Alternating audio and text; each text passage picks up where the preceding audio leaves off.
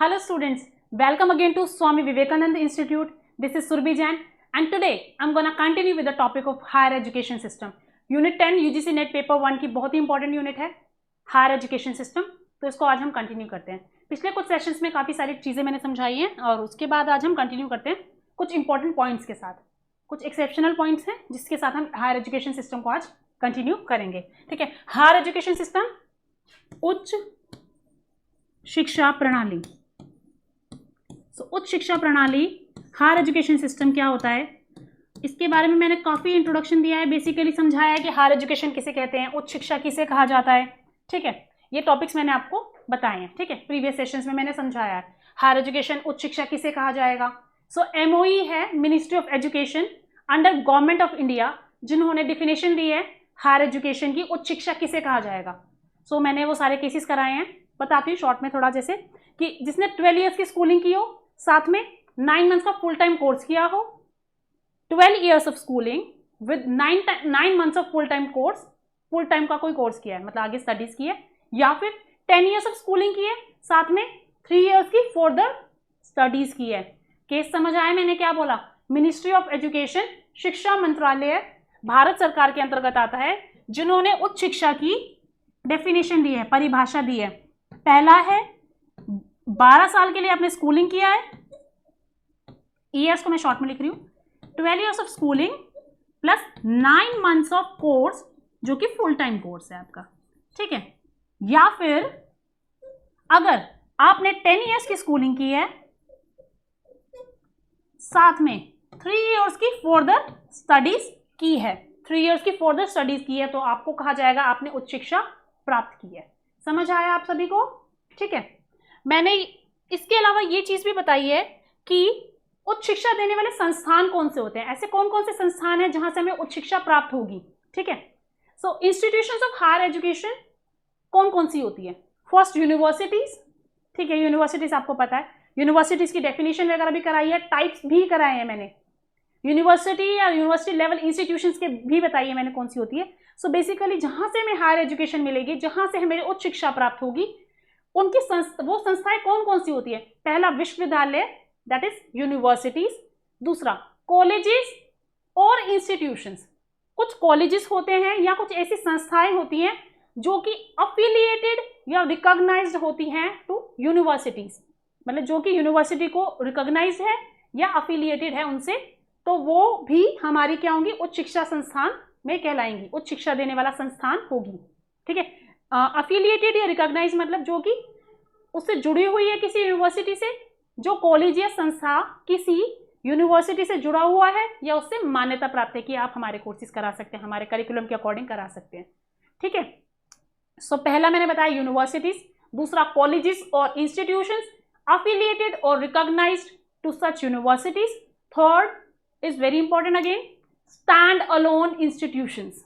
कौन सी है, स्टैंड अलोन इंस्टीट्यूशंस, जो खुद के भरोसे चल रही हैं। They are neither affiliated nor recognized to any of the university.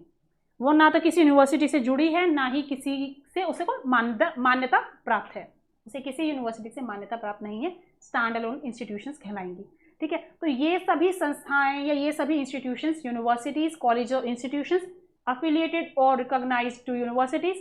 Third is stand-alone institutions, neither recognized nor affiliated to universities, would be providing us the higher education. Basically, they are the higher education institutions, the institutions that provide us with higher education, उच्च शिक्षा जो हमें देती है। समझ आ गया ये 3 categories. उसके बाद मैंने बताया था यूनिवर्सिटीज के टाइप्स। यूनिवर्सिटी या यूनिवर्सिटी लेवल की इंस्टीट्यूशंस कौन कौन सी होती है। Central university, state university, state private university and so on, मैंने और भी बताए थे, डीम्ड एंड ऑल। ठीक है, institutions under state legislature act. ठीक है, इनके डेफिनेशंस कराई थी, हिंदी वर्ड्स में बताया था, केंद्रीय विश्वविद्यालय, राज्य विश्वविद्यालय एंड सो ऑन, ये सब कराया। आई होप आपने सबने रिवीजन किया होगा। रिवीजन किया है तो बेटर रहेगा, डेली रिवाइज करते रहिए, उससे रिलेटेड MCQs ट्राई करते रहिए। ठीक है, बेटर रहेगा। ठीक है, सो मैंने हायर एजुकेशन का मीनिंग करा ही रखा है, पुराने लेक्चर्स में आप देख सकते हैं, रिवाइज कर सकते हैं नोट्स में से अपने।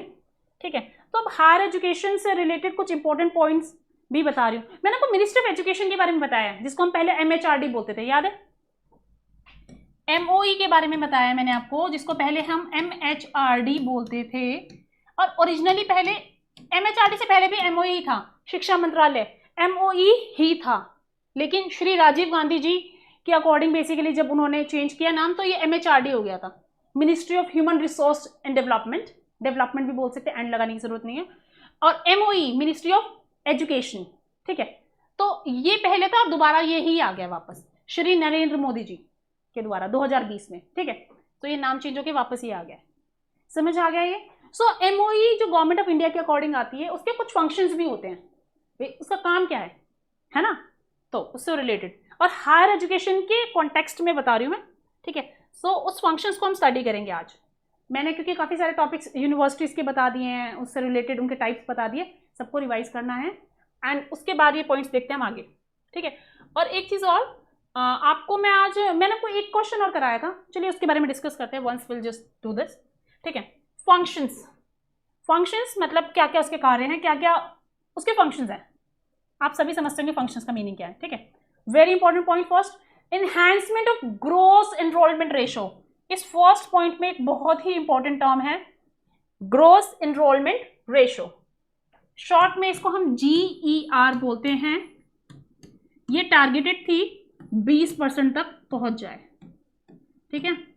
ये टारगेटेड थी कि 20% हो जाए ग्रोस एनरोलमेंट रेशो, और इन बेसिकली हायर एजुकेशन के लिए स्टूडेंट स्टडी करते हैं, बेसिकली स्कूलिंग तो कर ही लेते हैं, बहुत सारे काफ़ी परसेंटेज है जो कि स्कूलिंग करती है, लेकिन हायर एजुकेशन के कॉन्टेक्स्ट में पढ़ा रही हूँ, उसके संदर्भ में पढ़ा रही हूँ, उच्च शिक्षा के संदर्भ में, कि ग्रोस एनरोलमेंट रेशो हमारा 20% तक हो जाए, टारगेटेड था, ठीक है।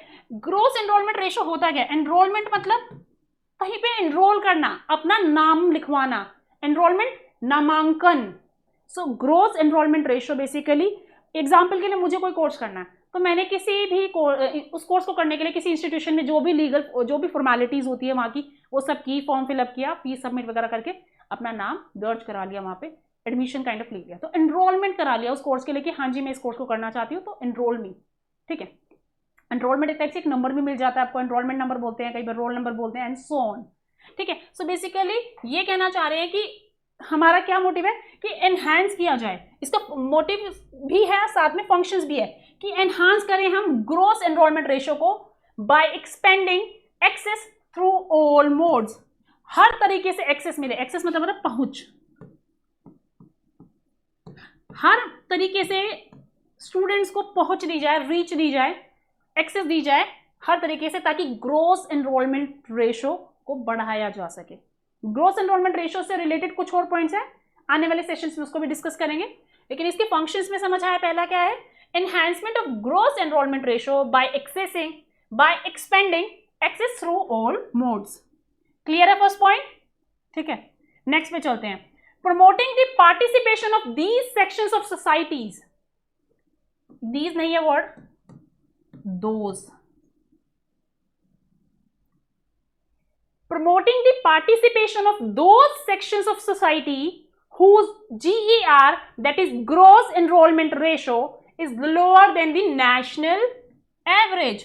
National average बेसिकली देश का जो औसत होता है, एक पूरा एक औसत वैल्यू होती है, निकाली जाती है।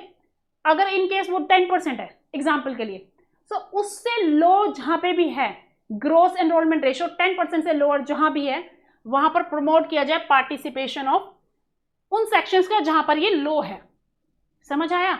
एग्जाम्पल के लिए एक पर्टिकुलर एरिया में वहां पे लोग हायर एजुकेशन के लिए एनरोल ही नहीं कर रहे हैं, बहुत ही कम परसेंट कर रहे हैं, 5% कर रहे हैं, माना होना चाहिए 10% नेशनल एवरेज के अकॉर्डिंग, तो 5% का जो गैप आ रहा है, जो नेशनल एवरेज तक भी नहीं पहुंच पा रहा है, उसको प्रमोट करना, ठीक है, उन सोसाइटीज को या उन सेक्शंस को, ठीक है। सो बेसिकली सेक्शंस मतलब उन क्षेत्रों को, सोसाइटी के, पूरी एक सोसाइटी है हमारी इंडिया में, तो उस सोसाइटी के पर्टिकुलर सेक्शन जो भी है, चाहे वो एज बेस पे है, चाहे कास्ट बेसिस पे है, चाहे जिस भी बेसिस पे है, उसको प्रमोट करना, ठीक है। ये भी एक बहुत बड़ा फंक्शन है। और ये मैं फंक्शंस किस लिए बढ़ा रही हूँ? एमसी की फॉर्म में क्वेश्चंस आ जाएंगे, व्हाट आर द फंक्शंस, ठीक है, ऑफ डैश। सो बेसिकली आपको क्या करना है, ऑप्शन दे देंगे इतने सारे, तब कैसे चूज करेंगे? तो आपको जब पता होंगे कि क्या क्या फंक्शंस है, क्या क्या काम है, उस बेसिस पे कर पाएंगे। तो उसके बेसिस से करा रही हूँ, पॉइंट्स इंपॉर्टेंट है, समझते चाहिए, ठीक है। सो प्रमोट करना मतलब बढ़ावा देना the participation of those sections of the society whose gross enrollment ratio, that is GER in short, is lower than the national average. देश के जो औसत है उससे कम जहां भी ग्रॉस एनरोलमेंट रेशो है वहां पर उसको प्रमोट किया जाए, प्रमोशन किया जाए बेसिकली उस एरिया में, उस सेक्शन में जहां भी लैक हो रहा है ये चीज, जिस भी रीजन से हो रही है उन रीजन को हटाया जाए.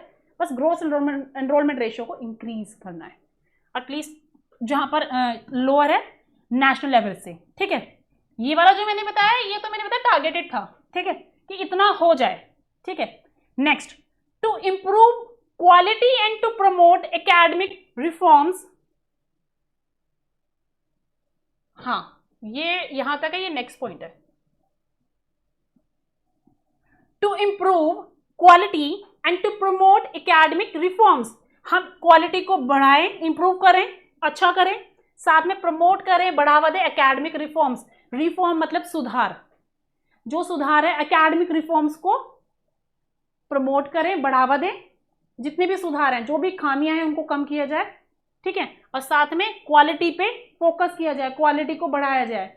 ठीक है, गुणवत्ता को. ठीक है, सो नेक्स्ट पॉइंट इज, समझ आ रहे हैं वाले पॉइंट्स ना, फंक्शंस क्या क्या हैं. तो ये सब ये भी जा रहे हैं, कुछ जगह हो भी चुके हैं, तो कॉन्टिन्यूस इंप्रूवमेंट चाहिए, तो ये फंक्शंस में आ रहा है इसलिए. ठीक है, next is setting up of new educational institutions and also capacity expansion and improvement of the existing institutions. मतलब नई नई एजुकेशनल इंस्टीट्यूशंस को स्टैब्लिश किया जाए, उनकी स्थापना की जाए, और साथ में जो पुराने हैं, पहले से हैं, उनकी कैपेसिटी को बढ़ाया जाए, और उनकी क्वालिटी वहां पे जो एजुकेशन दी जाती है उसको भी इंप्रूव किया जाए, बेटर किया जाए. Improvement of the existing institutions. Capacity मतलब क्षमता, कैपेसिटी मतलब क्षमता, तो क्षमता को बढ़ाया जाए. एक्सपेंशन मतलब बढ़ाना, एक्सपैंड करना, फैलाना, आगे बढ़ाना है. ठीक है, समझ आ रहा है. सो क्वालिटी को प्रमोट कर, क्वालिटी को इंप्रूव करना है, साथ में एकेडमिक रिफॉर्म्स को प्रमोट करना है, बढ़ावा देना है सुधारों को, साथ में नहीं बताया मैंने, नई नई एजुकेशनल इंस्टीट्यूशंस को स्टैब्लिश करना है, मतलब बेसिकली समझ आ रहा है, उसकी स्थापना करनी है, और जो एग्जिस्टिंग है उनकी कैपेसिटी, उनकी क्षमता को बढ़ावाना है, और साथ में उनमें और इंप्रूवमेंट लाना है. एग्जाम्पल के लिए कैपेसिटी, आज मैं पढ़ा रही हूँ 100-150 बच्चे पढ़ा रही हूँ, लेकिन मुझे आगे कैपेसिटी बिल्डिंग करनी है, कैपेसिटी को एक्सपैंड करना है, तो मैं आगे जाके ताकि 300 तक पढ़ा सकूँ, 200 तक पहुंच जाऊँ, कुछ कुछ लेवल अप करते रहना है, कॉन्टिन्यूस इंप्रूवमेंट करते रहना है. समझ आ रही है? कोई डाउट तो नहीं है किसी को? जो डाउट्स है पूछ लेना, सिंपल पॉइंट्स है, एक्सप्लेन करती जा रही हूँ मैं. ठीक है, next, use of technology in higher education. Higher education में टेक्नोलॉजी का यूज करना आजकल हो भी रहा है, और हायर लेवल पे करना ये फंक्शन है. तो ये क्योंकि वहां से इंप्लीमेंट हो रहा है, धीरे धीरे आगे इंप्लीमेंट की जा रही चीजें. ठीक है, तो ये फंक्शंस ऑन वर्क है, मतलब बेसिकली वर्क इन प्रोग्रेस है, चल रहा है, लोग कर रहे हैं. टेक्नोलॉजी का इस्तेमाल हायर एजुकेशन में कर रहे हैं ना. यस, ठीक है. Development of vocational education and skill development. Vocational education मैंने बताया था, टर्शियरी सेक्टर में वोकेशनल एजुकेशन भी ली जाती है, vocational education and training. Previous lectures में बताया था वोकेशनल एजुकेशन एंड ट्रेनिंग्स होता है. सो कह रहे हैं डेवलपमेंट करना है, डेवलप करना है, और ज्यादा डेवलप करना है वोकेशनल एजुकेशन को और स्किल डेवलपमेंट को. स्किल मतलब होता है कौशल, डेवलपमेंट विकास. सो कौशल विकास भी आगे हमें और बढ़ाना है, इन सब चीज़ों को, वोकेशनल एजुकेशन को प्रमोट करना है, इन दोनों की डेवलपमेंट, लोगों में कौशल विकास होना चाहिए. ठीक है, स्किल्स जो होती है हमारी अपनी, इनकेस हमारी स्पीकिंग स्किल्स हो गई, कम्युनिकेशन स्किल्स हो गई हमारी, तो स्किल्स समझ आ रहा है, योग्यताएं हमारी, कौशल हमारे अंदर जो है उसका विकास करना है, साथ में वोकेशनल एजुकेशन का और डेवलपमेंट करना है. ठीक है, इसको और डेवलपमेंट करना है, उसका और ज़्यादा विकास हो. ठीक है, सो development of vocational education and skill development. Vocational education and training में मैंने बताया था ट्रेडिशनल, परंपरागत, न्यू एंड इमर्जिंग भी आते हैं, एविएशन, टूरिज्म, हॉस्पिटैलिटी, और ट्रेडिशनल में ITI, polytechnic and so on.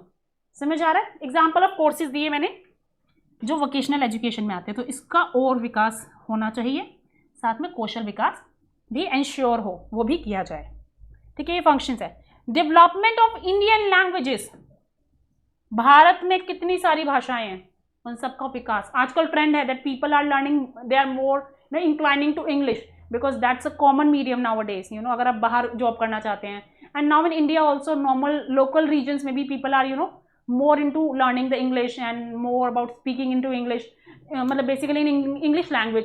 सो मतलब क्या आ रहा है कि इंग्लिश पर काफ़ी हद तक फोकस है, लेकिन इसका मतलब ये नहीं हम अपनी रीजनल लैंग्वेजेस को, इंडियन लैंग्वेजेस को, मतलब एक टाइप से उनको स्टडी कम करें या फिर उसकी अंडरस्टैंडिंग हमें कम हो.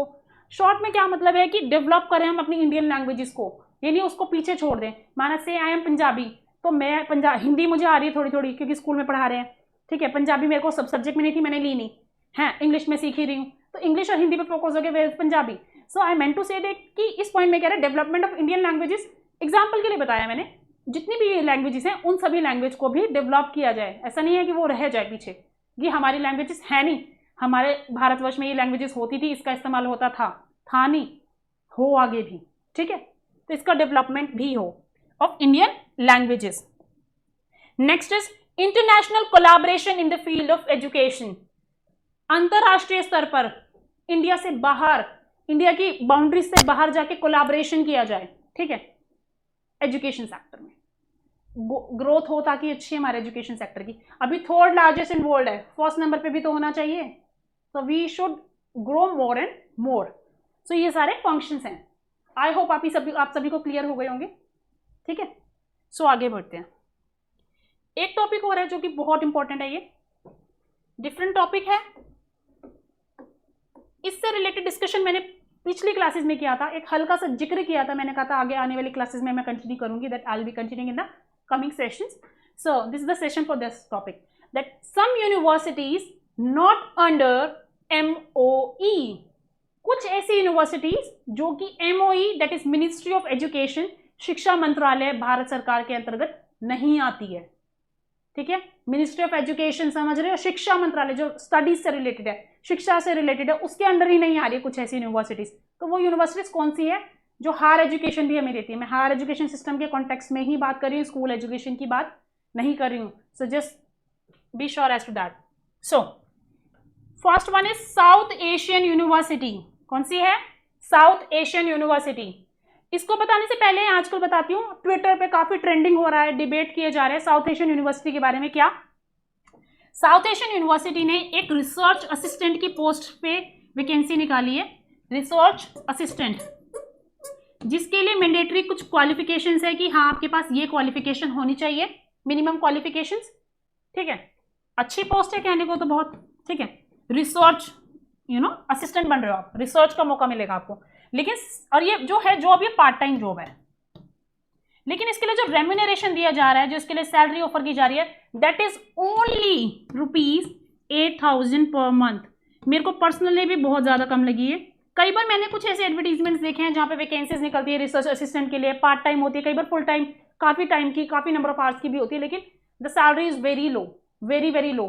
इवन ग्रेजुएट जो इंडिया में, दिल्ली में है, उसके लिए मिनिमम भी एक है स्केल की हाँ इतनी सैलरी होनी चाहिए, तो उससे भी फार बिलो है, उससे भी बहुत नीचे है.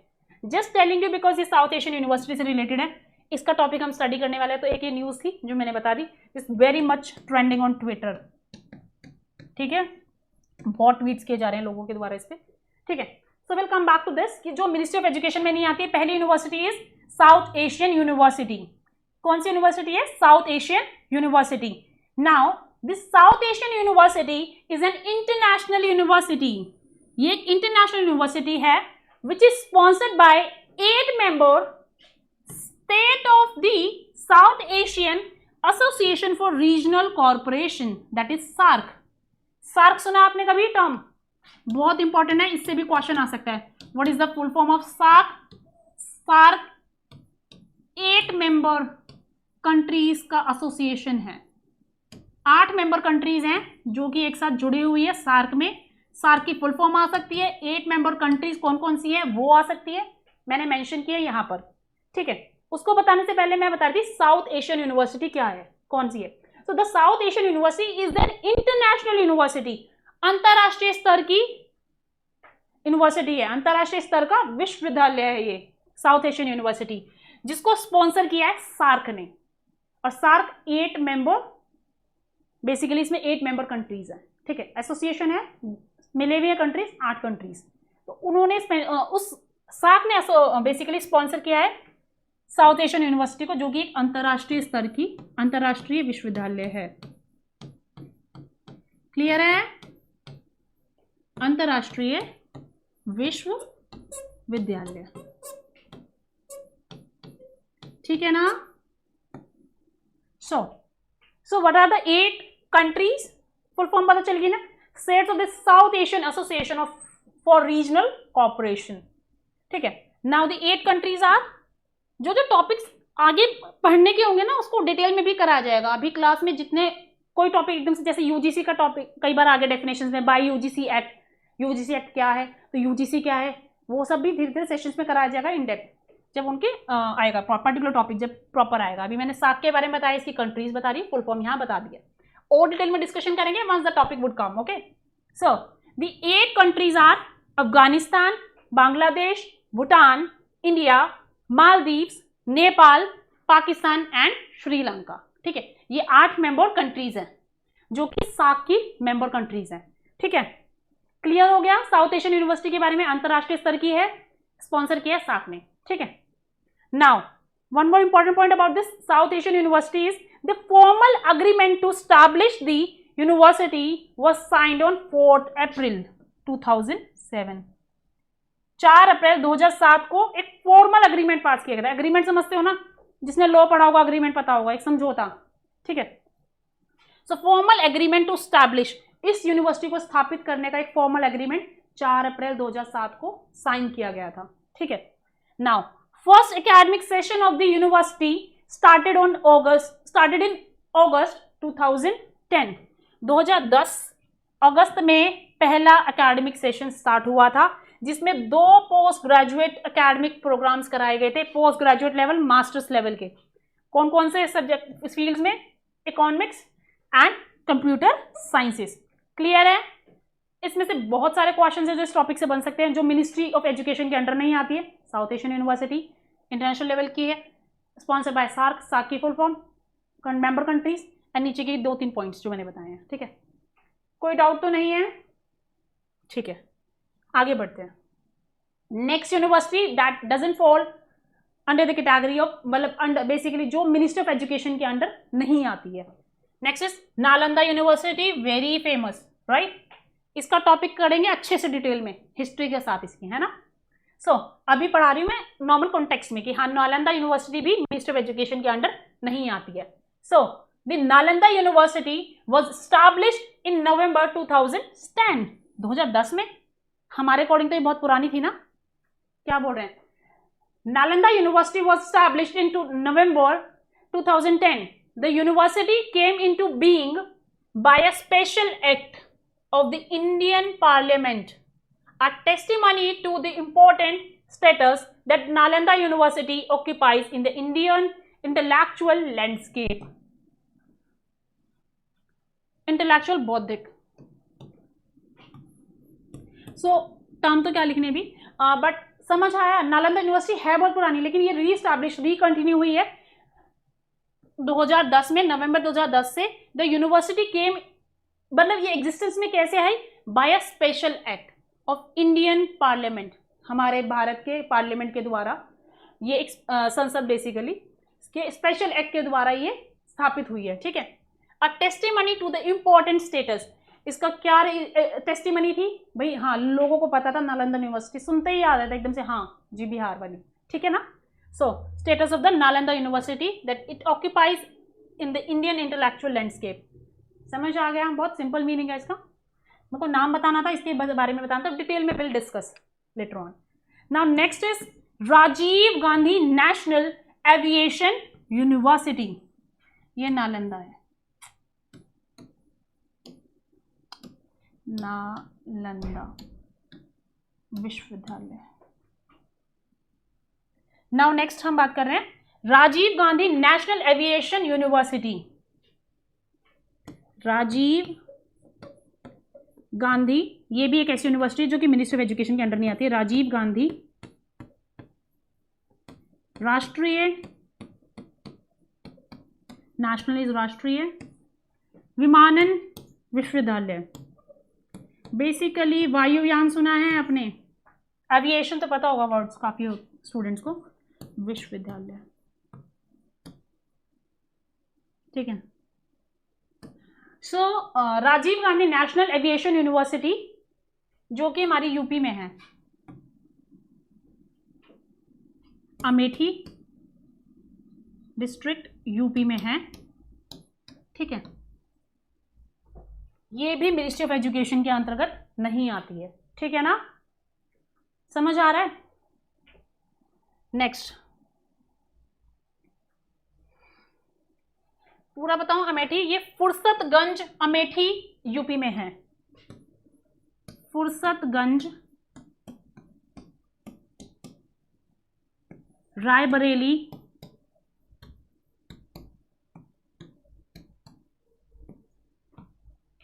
अमेठी जिला उत्तर प्रदेश में है,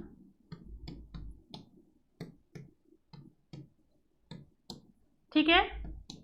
चलिए नेक्स्ट टॉपिक पे चलते हैं। नाउ सेंट्रल एग्रीकल्चरल यूनिवर्सिटी, ये भी वही यूनिवर्सिटी है जो मैंने बताया जो एमओई के अंडर नहीं आती है।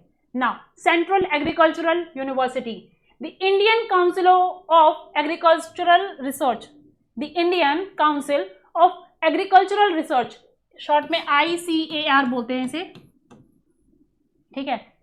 एन एपेक्स बॉडी, एपेक्स मतलब high level body, apex body which plans, undertakes, aids, promotes and coordinates agricultural education, जो agricultural education को promote करेगी, प्लान करेगी एंड बेसिकली कोऑर्डिनेट करेगी, ठीक है, एग्रीकल्चरल एजुकेशन को, ये apex बॉडी है, ये बता रहे हैं, ठीक है।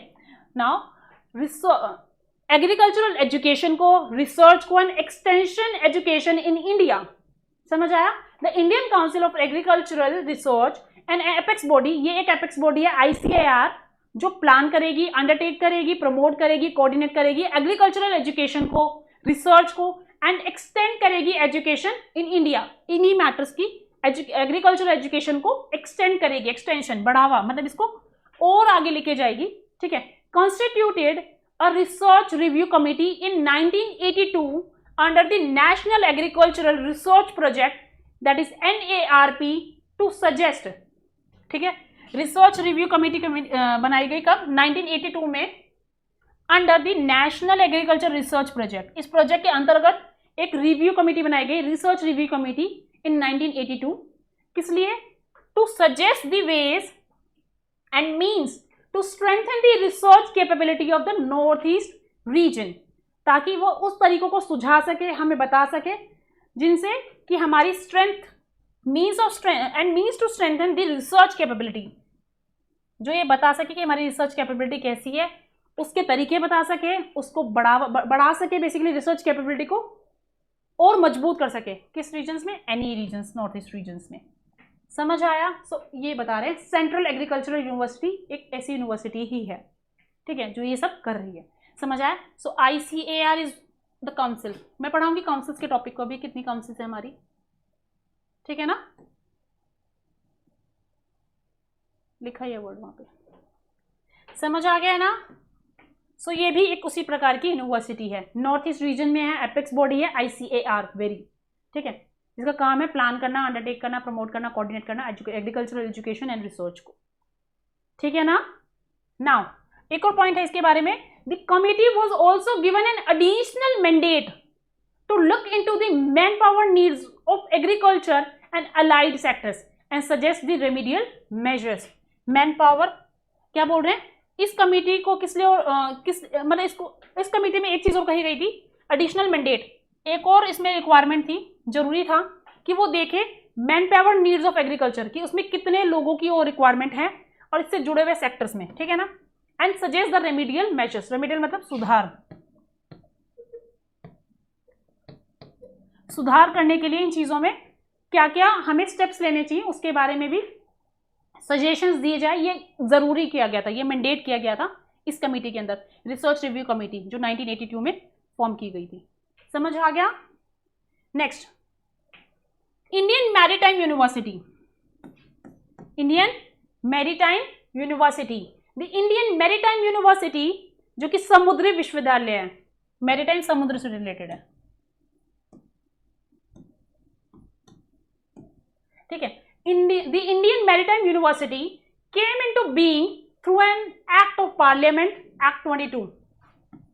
एक्ट ऑफ पार्लियामेंट जो कि एक्ट 22 में मेंशन किया है उसके अकॉर्डिंग एस्टैब्लिश हुई थी, ठीक है, उसके अकॉर्डिंग मतलब उसके अंतर्गत फोर्स में आई है, एस्टैब्लिश कह लो, on the 14th November 2008 as a central university. तो ये सेंट्रल यूनिवर्सिटी भी है and is poised to play a key role in the development of the trained, इसका क्या इंपॉर्टेंट काम था, the development of the trained human resource for the maritime sector.